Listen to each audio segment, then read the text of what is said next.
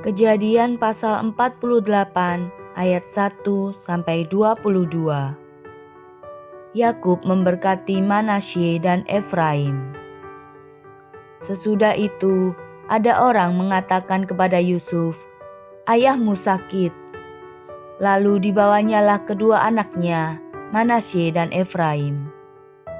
Ketika diberitahukan kepada Yakub, "Telah datang anakmu Yusuf kepadamu," maka Israel mengumpulkan segenap kekuatannya dan duduklah ia di tempat tidurnya. Berkatalah Yakub kepada Yusuf, "Allah yang Maha Kuasa telah menampakkan diri kepadaku di Luz di tanah Kanaan dan memberkati aku serta berfirman kepadaku, 'Akulah yang membuat engkau beranak cucu, dan aku akan membuat engkau bertambah banyak dan menjadi sekumpulan bangsa-bangsa.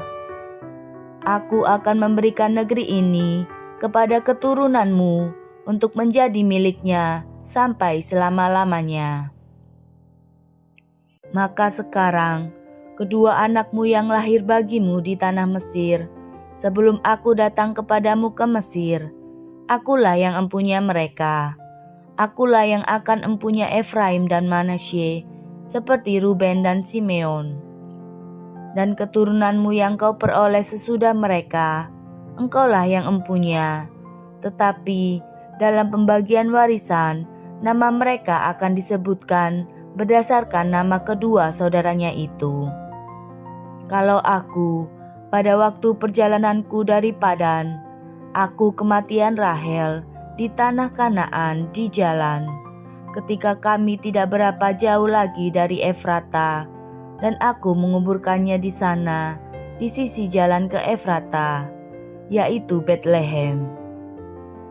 Ketika Israel melihat anak-anak Yusuf itu, bertanyalah ia, "Siapakah ini?" Jawab Yusuf kepada ayahnya, "Inilah anak-anakku yang telah diberikan Allah kepadaku di sini." Maka kata Yakub, "Dekatkanlah mereka kepadaku, supaya ku berkati mereka."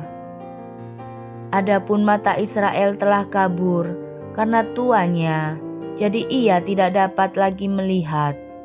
Kemudian Yusuf mendekatkan mereka kepada ayahnya, dan mereka dicium serta didekap oleh ayahnya. Lalu berkatalah Israel kepada Yusuf, "Tidak kusangka-sangka bahwa aku akan melihat mukamu lagi. Tetapi sekarang Allah bahkan memberi aku melihat keturunanmu." Lalu Yusuf menarik mereka dari antara lutut ayahnya, dan ia sujud dengan mukanya sampai ke tanah. Setelah itu, Yusuf memegang mereka keduanya, dengan tangan kanan dipegangnya Efraim, yaitu di sebelah kiri Israel, dan dengan tangan kiri Manasye, yaitu di sebelah kanan Israel. Lalu didekatkannyalah mereka kepadanya. Tetapi Israel mengulurkan tangan kanannya dan meletakkannya di atas kepala Efraim, walaupun ia yang bungsu, dan tangan kirinya di atas kepala Manasye.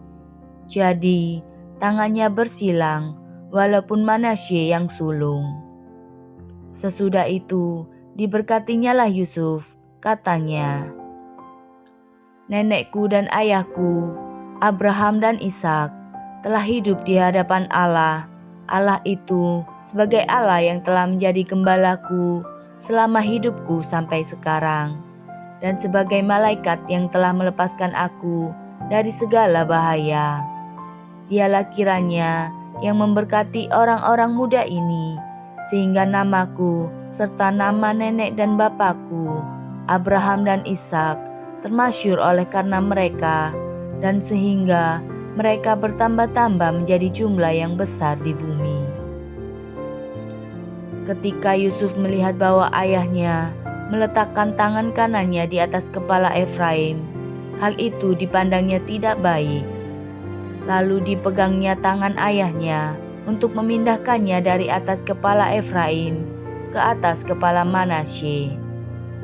Katanya kepada ayahnya, Janganlah demikian ayahku, sebab inilah yang sulung. Letakkanlah tangan kananmu ke atas kepalanya. Tetapi ayahnya menolak, katanya, "Aku tahu anakku, aku tahu. Ia juga akan menjadi suatu bangsa, dan ia juga akan menjadi besar kuasanya. Walaupun begitu, adiknya akan lebih besar kuasanya daripadanya, dan keturunan adiknya itu akan menjadi sejumlah besar bangsa-bangsa." Lalu diberkatinyalah mereka pada waktu itu, katanya, "Dengan menyebutkan namamu lah, orang Israel akan memberkati, demikian. Allah kiranya membuat engkau seperti Efraim dan seperti Manasye." Demikianlah didahulukannya Efraim daripada Manasye. Kemudian berkatalah Israel kepada Yusuf, "Tidak lama lagi aku akan mati, tetapi Allah akan menyertai kamu dan membawa kamu kembali ke negeri nenek moyangmu. Dan sekarang aku memberikan kepadamu sebagai kelebihanmu daripada saudara-saudaramu, suatu punggung gunung yang kurebut dengan pedang dan panahku dari tangan orang Amori."